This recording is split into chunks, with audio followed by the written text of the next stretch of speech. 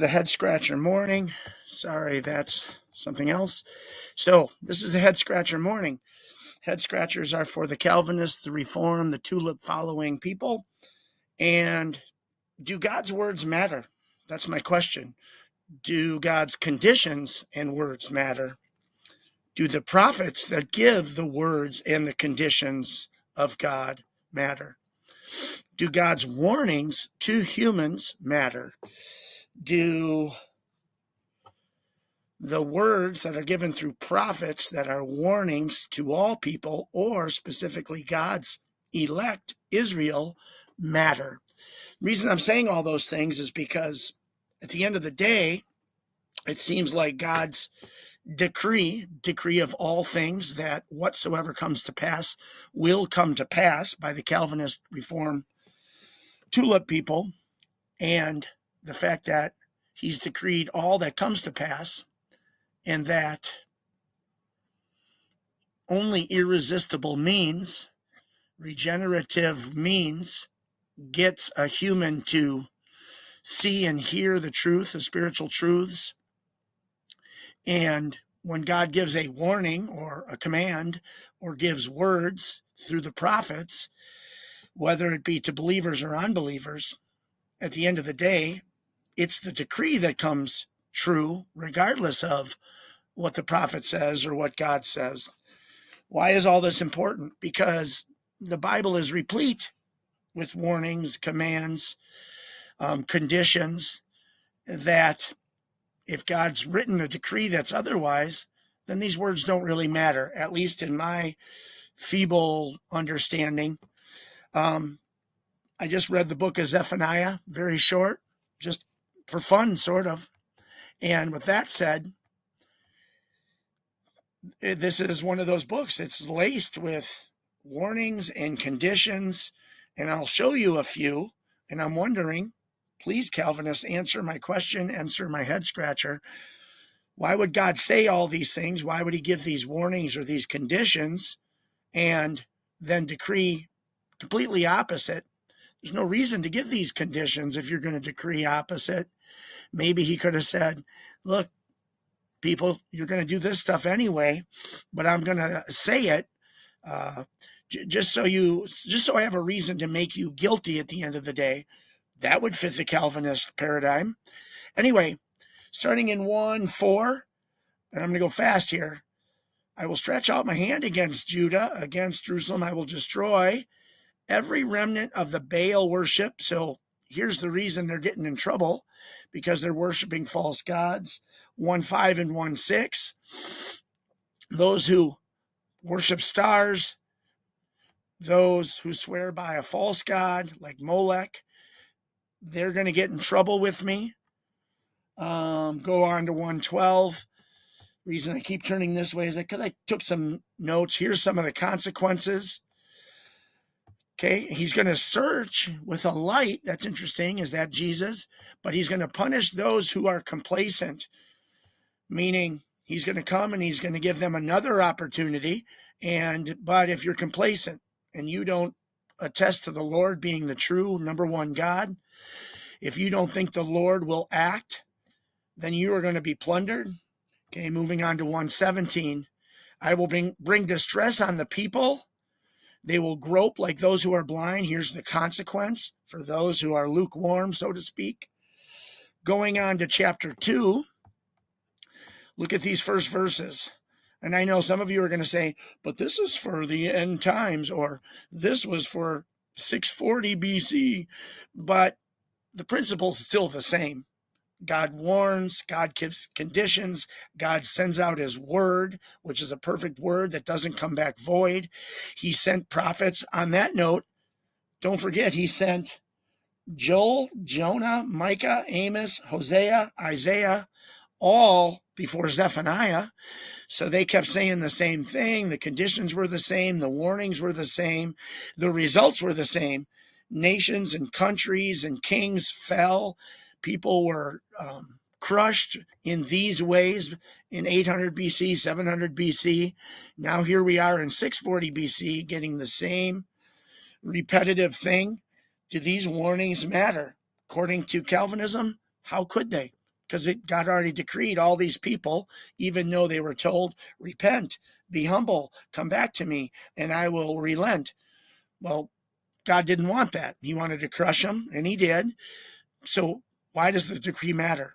Interestingly enough, the word decree is right here. But what's decreed? This is Zephaniah chapter 2. Gather together yourselves. Gather yourselves. Don't. It's not I'm going to gather you. It's not that I'm going to irresistibly change you. You gather yourselves together, you shameful nation, before the decree takes effect. In this case, and I'm not saying this is all decrees, but in this case, it sounds like what's decreed is I promise I have to destroy, because I hate sin. I have to punish and consequence sin, even though I warned you about it, right? I warned you about it, but if you continue in it, I must punish. And it sounds to me like that's the decree that's being fulfilled here. So before the Lord's fierce anger comes upon you in the day of the Lord's wrath, what's this? Seek the Lord, all you humble of the land. Is that a predetermined, I'm going to regenerate some to become humble enough to come back to the Lord? Is it, I'm going to irresistibly work in you in a secretive way like the Calvinist teaches? Or is this just Zephaniah the prophet saying, look, if you humble yourself, if you come back, here's what's going to happen. Here's the condition. Humble yourself. Here's the reward. Here's the blessing. Here's the good news that follows if you do what the Lord said.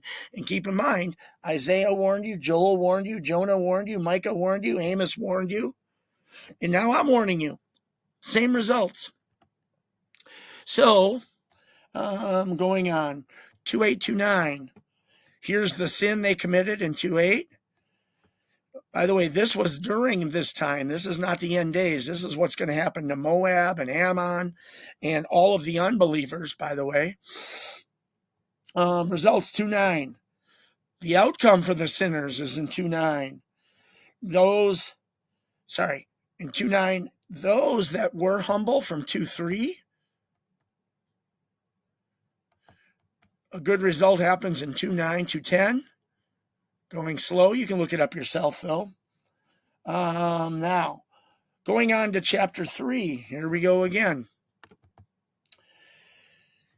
Here's all the sins that you will commit. Verses 1-4, 1-5. And notice, in this case, this sounds just like the time of Jesus when not the prophets, but the Pharisees, her officials within her, roaring lions, her prophets were unprincipled, her priests were profane, they profaned the sanctuary. Seems to me Jesus flipped over the money collectors and the people that were selling in the temple, and sounds like that. I could be wrong, just that's what comes to my mind when I read that. Then, even though God follows through in Amos, Micah, Obadiah, all these people, Jonah, Hosea, even though God follows through with punishments after the warnings, after the conditions, we find out that Jerusalem, oh Jerusalem, you didn't repent, you didn't return. Number 7, verse 7. Because if you would have, you could have found a place of refuge. You could have been safe. But, sorry, the punishment will come upon you too. Then we get to 3:12, 3:13, 3:18. I can't remember what they say. I forgot to write it down. Oh, here, does this sound like the remnant? Look, if there's meek among you, if there's humble among you, then I'll keep them. They'll become the remnant because they trust the name of the Lord, and I will make sure that they're safe. Does that sound like the time of Jesus when all the disciples became disciples because they were meek and humble and they followed Christ? And many other Jews of that time, they were the humble ones that were saved. They were the remnant. Read Romans 11. Let's see what happens in 3:18. We're almost done. I never want to go 10 minutes, by the way. I will remove from you all who mourn over the loss of the appointed festivals. So in other words, people that understood that you don't get saved by following the rituals and following the festivals and following the law. It's faith alone in Christ alone. I will remove them. I will make sure they're safe. And then I will rescue the lame. I will gather exiles. But why? Because they knew better. They knew it wasn't about the law and following the rituals and the festivals and the 7 yearly feasts. At that time, I will gather you, bring you home. So, head scratcher. Do God's words matter? Do God's conditions, warnings matter? Do the prophets that give God's conditions and warnings matter? Do the words that the prophets say, like, if you humble yourself, if you return, if you seek humility, if you have faith in the Lord, if you repent, and then God says, I will rescue you. I will take the humble and make sure they're safe at the time the bad stuff comes. Does that really matter or no? God's got a plan. It doesn't matter. How come it never says that God will change the heart to make people humble and meek so that they will respond to God so that then they can be saved if Calvinism is true? Head scratchers abound.